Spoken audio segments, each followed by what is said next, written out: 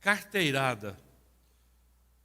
De vez em quando a gente ouve, isso sempre de um modo bem ruim, que alguém deu uma carteirada. O que é carteirada? Você sabe com quem você está falando? A ideia de carteirada é mostrar a sua carteira ali de autoridade, seja de policial, de político, de alguém do Ministério de Justiça Pública, ou sei lá. É uma carteirada. Às vezes a carteirada nem é literal, mostrar uma carteira. Às vezes a carteirada é apenas assim, do tipo, você sabe com quem você está falando? Não, eu sou sobrinho do cunhado do delegado, sabe? Alguma coisa desse tipo. Sempre com uma conotação bem ruim. Mas nós vamos continuar na história do apóstolo Paulo, em que chega uma hora que ele dá uma carteirada. Ele é um missionário, ele é um judeu, e estudou com o melhor e mais conhecido mestre ali de Jerusalém, e ele fala isso. Só que ele fala, eu sou tudo isso para ser um servo de Deus. Vamos dar uma olhada lá? O tema é a missão certa para a pessoa certa. Hoje de manhã, nós deixamos o apóstolo Paulo numa situação difícil, porque ele... Lembra o que aconteceu? Abra sua Bíblia, lá em Atos 21, mas um pouquinho antes, quer dizer, não, em Atos 21 mesmo, no final ali, Paulo é preso. Por que Paulo é preso? Paulo vai para Jerusalém, e ele vai lá ao templo junto com outros 4 irmãos que estavam terminando um voto de Nazireu. Paulo precisava ir lá, porque Tiago falou para ele assim, escuta só, Paulo, estão falando que você é contra os judeus, contra os costumes judaicos, contra a religião judaica.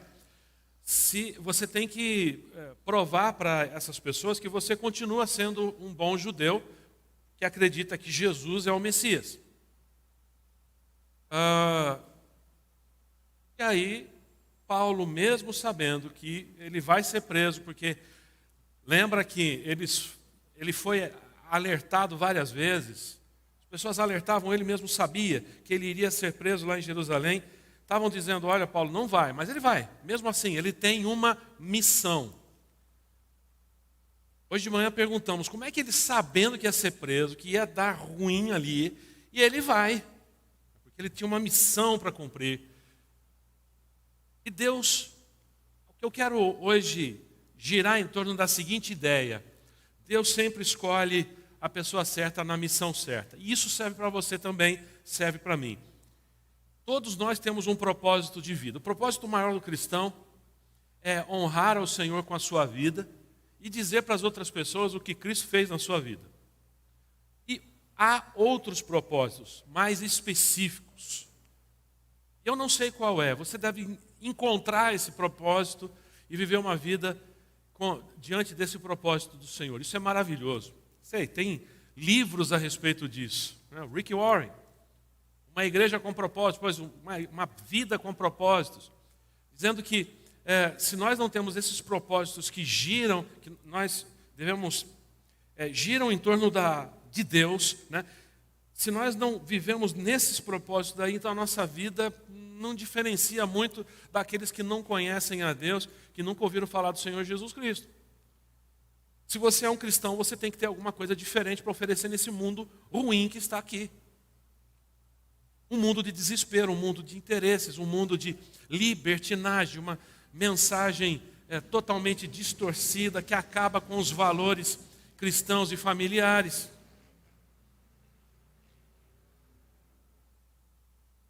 Vou abrir parênteses aqui.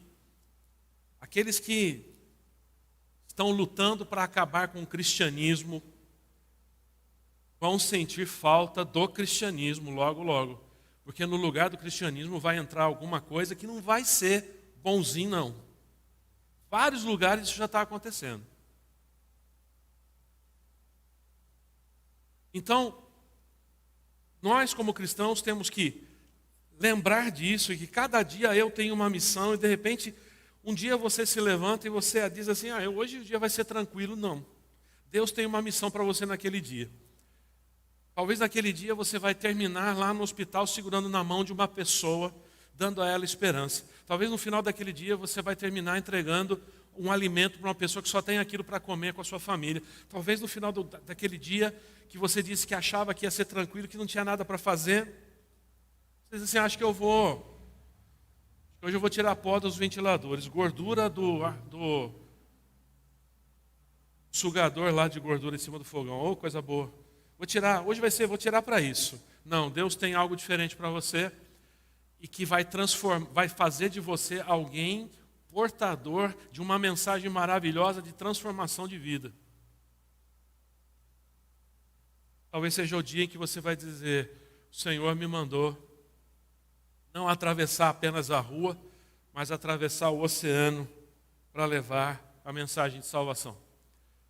Se você acha que não é capaz, está julgando a capacidade de Deus de escolher, porque Deus escolhe a pessoa certa para a missão certa. Amém?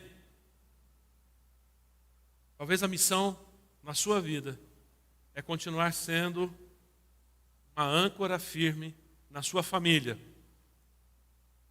Testemunho de amor de Deus. Aonde? Só na sua família. Mas isso aí eu queria ser mais. Não. É isso que Deus tem para você e é a coisa mais importante que há. Paulo está preso e apanhando. Os judeus viram o Paulo lá e disseram assim, esse cara é aquele que era dos nossos e agora começou a pregar que aquele Jesus crucificado é o Messias, está indo pelas sinagogas e está falando um monte de besteira. Pegaram Paulo e começaram a bater em Paulo. Paulo é salvo pelo comandante da guarda que chega lá, olha só, versículo 21, 33, então o comandante o prendeu e mandou que o amarrassem com 2 correntes, em seguida perguntou à multidão, quem era ele o que havia feito? Aí todo mundo estava gritando, sabe quando o pessoal começa a falar tudo ao mesmo tempo? Um falava uma coisa, outra coisa, quando ele não conseguiu descobrir a verdade no meio do tumulto, ordenou que Paulo fosse levado à fortaleza, que seria a delegacia lá, da guarda. Foi levado à fortaleza, Paulo chegou às escadas, o povo se tornou tão violento que os soldados tiveram que levantá-lo nos ombros para protegê-lo e a multidão foi atrás gritando, matem-no. De novo eu vou falar uma coisa que já disse antes. Quem aqui em sã consciência diria assim, não, já deu, Já deu, não, para. O Senhor vem e me escolhe para pregar o Evangelho, para testemunhar, e eu só apanho. Sou preso, apanho. Quando eu não estou apanhando, eu estou sendo preso. E às vezes, até a oposição vinha de gente dentro da igreja que dizia assim, mas esse não era o perseguidor, agora está aqui de perseguido. Teorias da conspiração, Acho que esse cara aí está aqui como um agente duplo. E Paulo sofrendo dos dois lados, mas fazendo a missão, pregando o Evangelho, tendo coragem. Aí seguindo aqui na nossa narrativa, olha só o que nós vemos acontecer. Quando Paulo, versículo 37, quando Paulo estava sendo levado à fortaleza, disse ao comandante, e Paulo agora ele gastou o grego dele. Paulo falou em grego com o comandante. Posso ter uma palavra com o Senhor? Surpreso, o comandante perguntou, você fala grego? Não é você o egípcio que liderou uma rebelião há algum tempo atrás e levou consigo ao deserto 4.000 assassinos? Paulo falou, não. O comandante falou assim, me deram a ficha errada. Estou com a ficha errada. Você não é um egípcio que liderou uns assassinos aí? Ele falou, não. Sou judeu, cidadão de Tarso, cidade importante da Cilícia. Por favor, permita-me falar a essa gente. Paulo queria ainda falar com aquele povo. Olha só. Ele queria ainda dizer, gente, não é isso que vocês estão falando. Paulo queria ainda ter a oportunidade de falar algo que transformasse aquelas vidas. Ele não perdia a oportunidade. É por isso que ele era o cara certo para a missão certa. Eu não serviria para aquilo. Eu já teria dito, não, esse povo aí não. Querendo me matar, por que eu vou querer ainda evangelizar esse povo? Morram. Se eu pudesse ter aquela palavra, que caia um raio do céu e fulmine todos vocês. Vocês vão ver que Paulo tem uma hora que ele perde a paciência. Mas depois ele se recompõe. Em primeiro lugar, nós aprendemos as credenciais de quem tem uma missão. Paulo tinha essas credenciais. Paulo então diz assim, eu vou falar com vocês. Então eles deixam, Paulo vai lá e ele começa a fazer, sabe o quê? Ele começa a dizer assim, sou judeu, versículo 3, capítulo 22. Ele começa a falar na língua deles. Todo mundo então para ouvir Paulo falando em aramaico. O aramaico é um hebraico, é uma vertente do hebraico. O aramaico seria o hebraico popular. Há umas pequenas diferenças do hebraico para o aramaico, mas quem fala aramaico e hebraico vão se entender. Paulo fala em aramaico, a língua deles, a língua daquele povo. Ele começa a falar. Ele diz assim, olha as credenciais, olha a carteirada do apóstolo Paulo. Ele diz assim, versículo 3, eu fui criado aqui em Jerusalém, educado por Gamaliel. Quando ele diz isso, algumas pessoas devem ter dito assim, estudou num lugar legal. Né? Estudou com um mestre conhecidíssimo. Como aluno dele, fui instruído rigorosamente em nossas leis e nos costumes judaicos. Tornei-me muito zeloso de honrar a Deus em tudo que fazia, como vocês são hoje. Aí ele conta como ele foi ao encalço dos cristãos, perseguindo, invadindo sinagogas e casas, mandando prender, apoiando quem iria morrer. Estevão, ele fala, quando Estevão foi apedrejado, eu estava lá cuidando das capas de quem tinha tirado a capa para ficar mais sem tanto peso para atirar as pedras em Estevão. Paulo mesmo, eu acho que Deus não permitiu que Paulo fosse um dos que atirassem pedra, ele mesmo pessoalmente em Estevão, para que ele não levasse para o resto da vida dele. Mas ele sabe, ele diz, enquanto eles estavam ali atirando pedras em Estevão, eu falei assim, deixa que eu cuido aqui das capas de vocês aí. Eles tiraram a capa, segura aí para mim aí, porque agora eu vou dar uma pedrada boa. E matam, executam Estevão, com a aprovação de Paulo. Paulo lembra disso e fala, eu fiz isso. E está todo mundo ouvindo, em silêncio. Diz que quando ele começou a falar em aramaico, aí o silêncio foi maior ainda. E sabe o que acontece? Paulo começa a descrever o encontro que ele teve com Jesus. Essa é a maior credencial do apóstolo Paulo, o encontro que ele teve com o Senhor Jesus. Como foi que ele teve aquela visão, ficou cego, depois foi curado, o que o Senhor falou com ele. Ele vai apresentando isso para aqueles homens. Paulo também falava latim.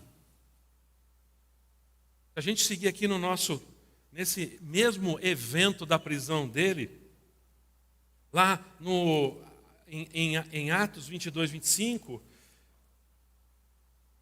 diz que quando amarraram Paulo para açoitá-lo, ele disse ao oficial que estava ali, a lei permite açoitar um cidadão romano sem que ele tenha sido julgado? Ao ouvir isso, o oficial foi ao comandante e perguntou, o que o senhor está fazendo? Esse homem é cidadão romano.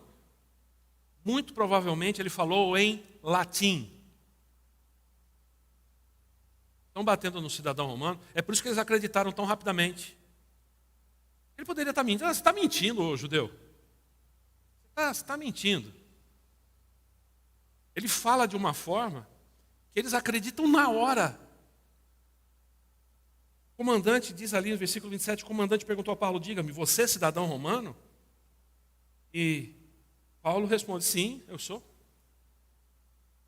O comandante diz, eu também sou, só que eu comprei a minha cidadania. E Paulo falou, eu sou cidadão por nascimento. Cidadão por nascimento, isso era muito importante. Era um direito que... E um romano, a lei romana não permitia que um cidadão romano fosse apanhasse, fosse punido sem julgamento daquele jeito.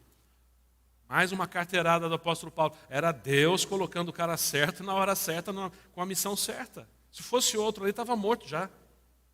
Ninguém ia ligar. Mas Paulo estava ali no lugar certo, do jeito certo, com a pessoa certa ali. Sabe o que isso traz para nós hoje? É o seguinte, é que Deus faz a mesma coisa conosco. Deus não nos dá uma tarefa que nós não estejamos capacitados. E se Deus te deu uma missão, é porque você tem capacidade para ela. E não tente fazer isso baseado na sua própria força. Lembre-se que é Deus quem capacita aquele a quem Ele chama. Paulo também era um profundo conhecedor das crenças dos judeus, né? Paulo é levado para o Sinédrio. Sinédrio é o conselho, aqui na NVT fala o conselho dos líderes da comunidade. É o Sinédrio. Era uma corte que os romanos permitiam que os judeus tivessem. Quem tinha a palavra final para qualquer coisa era o Sinédrio. Eram os romanos, mas o Sinédrio tinha lá uma autonomia. Levam Paulo para lá, e aí diz o texto, lá em 23:5,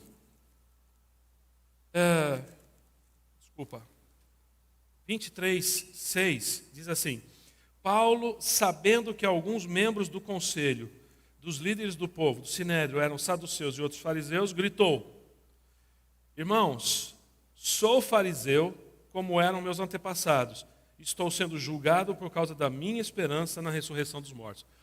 Quando Paulo fala isso, Paulo sabia que tinha fariseu e saduceu. Eles eram judeus, só que fariseu acreditava em vida eterna, ressurreição e tudo mais. Saduceu não acreditava nada disso. Quando Paulo descobre isso, ele vai e fala, eu sou um fariseu e estão me julgando por causa disso. Ele consegue colocar os líderes contra eles mesmos. Ele consegue dividir. Até então, todos eles estavam contra Paulo. Paulo divide para conquistar, a arte da guerra. Ele vai e divide para conquistar. Porque daí os fariseus e os saduceus começam a brigar entre si, brigando. Diz o texto que eles brigaram tanto, que daí as autoridades romanas disseram assim, vamos parar com isso. Tiraram o Paulo de lá e levaram de novo para a fortaleza. Cara certo. Ele sabia o que dizer na hora ali e que acabou com o julgamento só com uma palavra. Eu acredito em ressurreição. Pronto. Dividiu aquele povo todo. Paulo pregava com inteligência, estratégia. E aí, aquele julgamento diante do Sinédrio acabou por causa dessa credencial de conhecimento que Paulo tinha. Então, vai aqui mais uma lição para mim e para você hoje. Estude, leia, conheça tudo o que você puder. Porque quem não estuda, não lê, não conhece, não consegue argumentar a favor da sua fé no Senhor Jesus Cristo.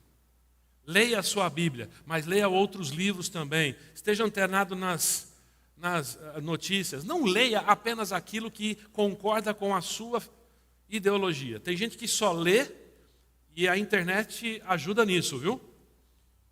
Isso daí é comprovado. Tem até uma série no Netflix com pesquisas e denúncias a esse respeito.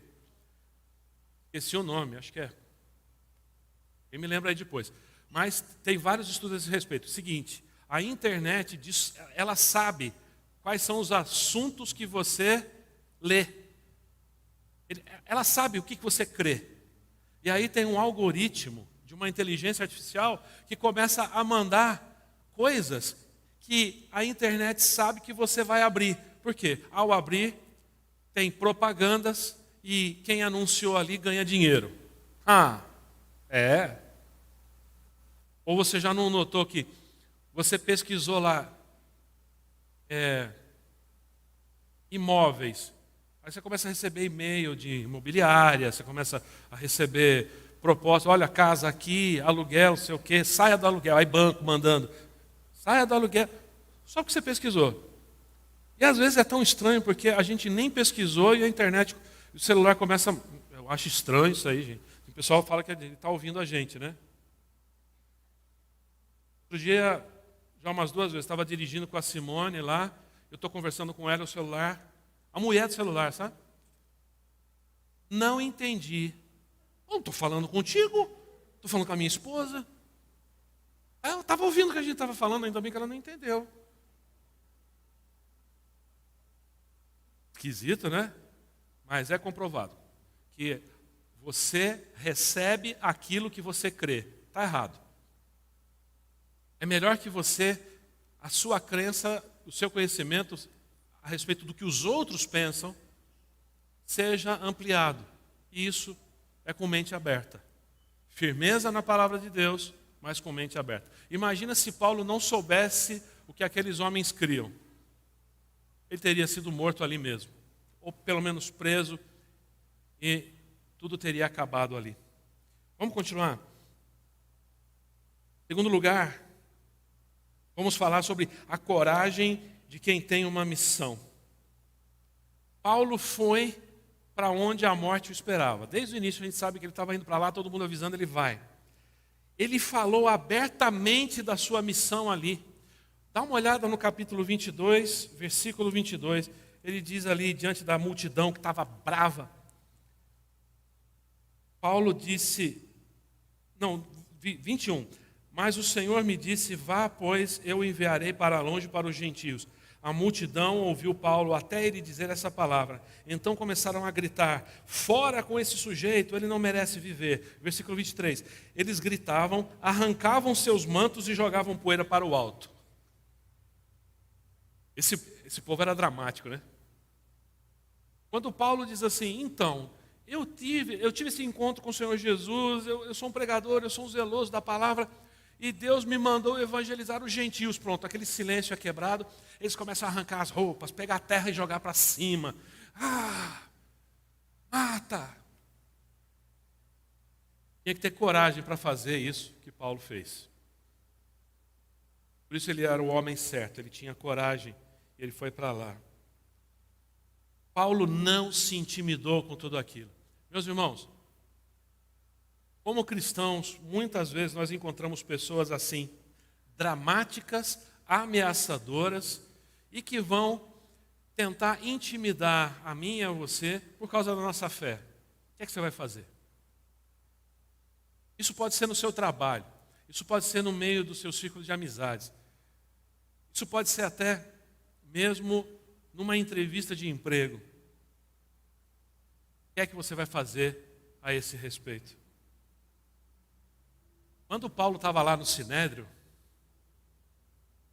ele começou a falar, o sumo sacerdote Ananias mandou alguém, dá um tapa na boca desse cara, por favor. Alguém foi lá e pum, deu um tapa na boca do Paulo.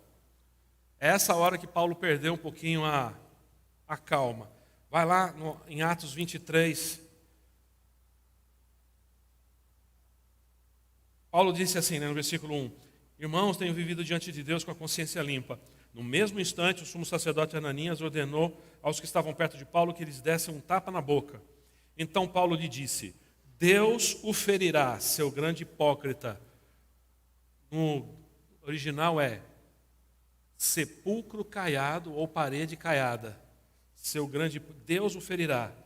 Que espécie de juiz é o Senhor, desrespeitando a lei, ao mandar me agredir dessa forma?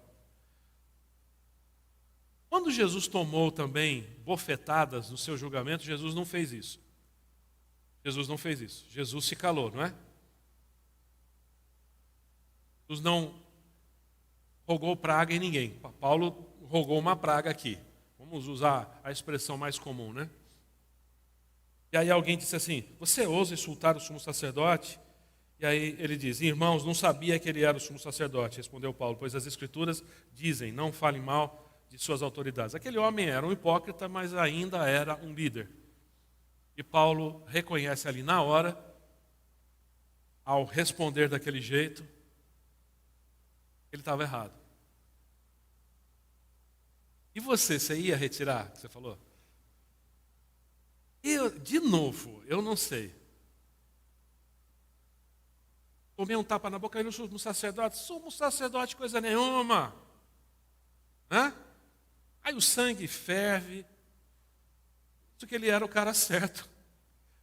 Se ele tivesse dito outra coisa, ele disse: não sabia que era o sumo sacerdote, desculpa aí. Se ele tivesse dito outra coisa, tinha acabado ali mesmo.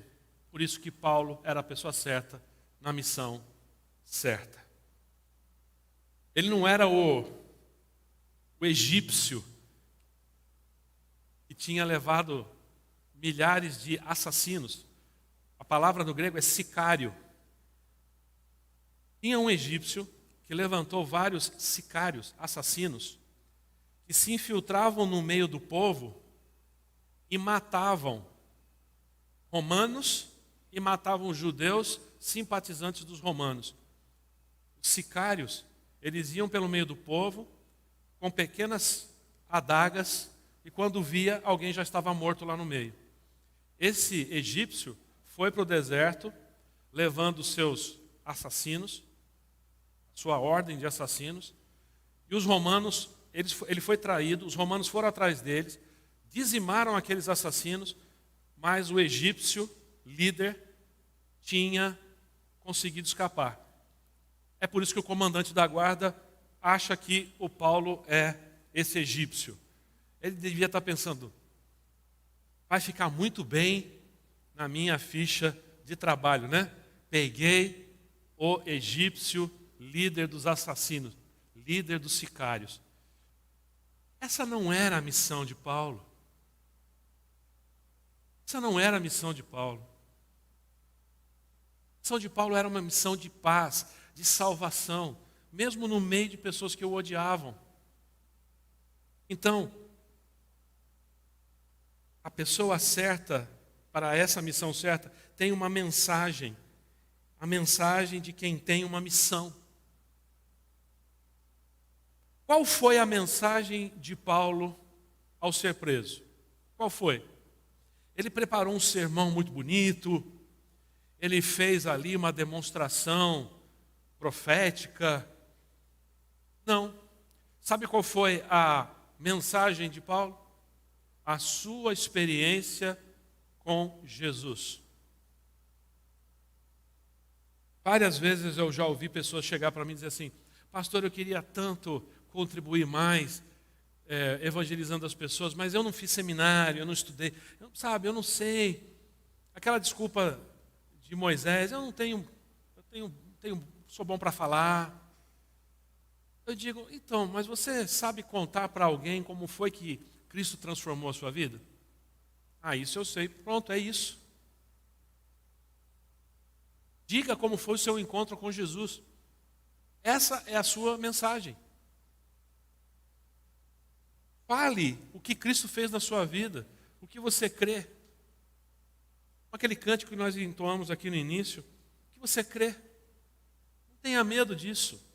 Deus honra aqueles que pregam a mensagem que Ele mandou pregar. Vamos parar por aqui. São várias lições já aprendidas, que servem para mim e para você como cristãos, que nós somos. Nós temos uma missão. E ainda que o mundo esteja caindo, se despedaçando lá fora, nós temos uma missão, porque você não encontrou ao Senhor Jesus do nada, sem um propósito. Deus tinha um propósito quando você teve um encontro com o Senhor Jesus. E se você não teve um encontro com o Senhor Jesus, essa é a oportunidade para você dizer: Senhor, eu quero fazer parte do teu reino e receber a minha missão. Eu vou ler o último versículo. Tiram Paulo lá do meio daquela bagunça, Estão lá os fariseus, os saduceus brigando. Aí, versículo 11: naquela noite, o Senhor apareceu a Paulo e disse: tenha ânimo, Paulo, assim como você testemunhou a meu respeito aqui em Jerusalém, deve fazê-lo em Roma. Não sei quantos de vocês aí jogam videogame, sabe? Deus disse assim: Paulo, você vai mudar de fase. Fase Jerusalém terminada.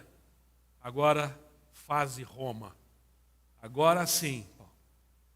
Eu estava te preparando para ir lá para Roma, para testemunhar lá, naquele lugar. Porque ele era o cara certo para isso. Amém?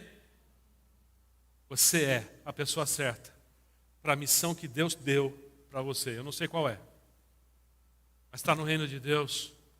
É para fazer, é para cumprir a missão. Baixe sua cabeça em oração, vamos orar. Senhor, dá até vergonha. Nos envergonhamos ao ler uma história como essa, de alguém como esse homem, teu servo apóstolo Paulo. Porque nós desanimamos tão facilmente. Ficamos com medo tão facilmente. Mas o Senhor usou, o Senhor é o mesmo que chamou Paulo e deu a missão para ele. O Senhor é o mesmo que nos chamou e nos deu a missão. Missão nas nossas vidas, talvez dentro dos nossos próprios lares, no nosso trabalho, com quem nós nos relacionamos, na igreja. E talvez, quem sabe, Senhor, Tu sabes, nós não sabemos, até fazer missões num outro lugar, difícil. Pai amado, continua, Senhor Deus, a falar aos nossos corações. Que nós sejamos obreiros preparados para fazer e cumprir a Tua missão. Nós temos um propósito, Senhor, acreditamos nisso. O Senhor nos colocou neste mundo com um propósito e Te louvamos por isso. Obrigado ao Senhor, em nome maravilhoso e precioso do Teu Filho Jesus. Amém.